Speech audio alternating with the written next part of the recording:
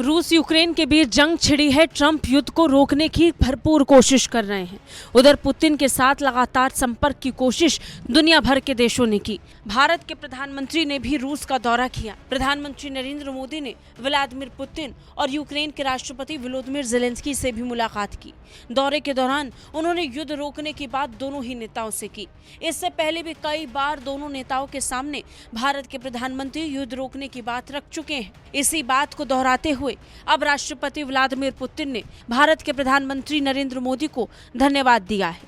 दरअसल रूस के राष्ट्रपति व्लादिमीर पुतिन ने यूक्रेन के साथ युद्ध विराम और संघर्ष को सुलझाने के प्रयासों के लिए राष्ट्रपति डोनाल्ड ट्रंप और प्रधानमंत्री मोदी और साथ ही साथ ब्राजील के राष्ट्रपति लुइस इनासियो लुला दा सिल्वा सहित विश्व नेताओं के प्रति आभार व्यक्त किया है। इसमें खासकर ब्रिक्स देश शामिल थे। व्लादिमीर पुतिन ने एक प्रेस कॉन्फ्रेंस के दौरान भारत के प्रयासों और ट्रंप के प्रयासों की सराहना की। पुतिन ने कहा कि रूस दुश्मनी खत्म करने के प्रस्तावों से सहमत है, लेकिन वो इस सोच के साथ आगे बढ़ रहा है कि इस समाप्ति में स्थायी शांति आए, संकट के मूल कारणों का पूरा समाधान हो। और इसी दौरान उन्होंने विश्व नेताओं की तारीफ की, उनके प्रयासों की सराहना की।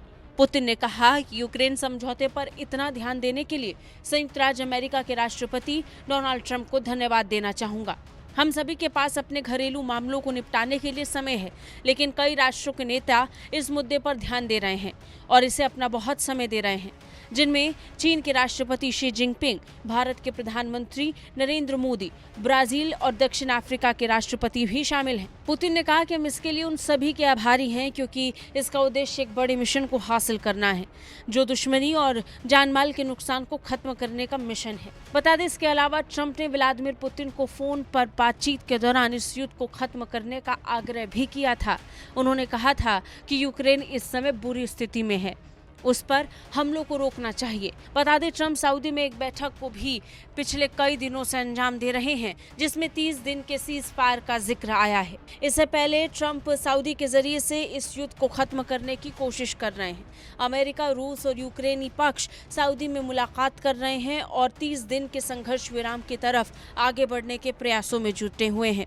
ट्रंप चाहते हैं कि फिलहाल 30 दिन का सीज फायर हो जाए। इसके लिए यूक्रेनी पक्ष से बातचीत हो चुकी है और अब रूस से बातचीत का दौर जारी है, जिसमें व्लादिमीर पुतिन से ट्रंप ने भी फोन कर बातचीत की थी।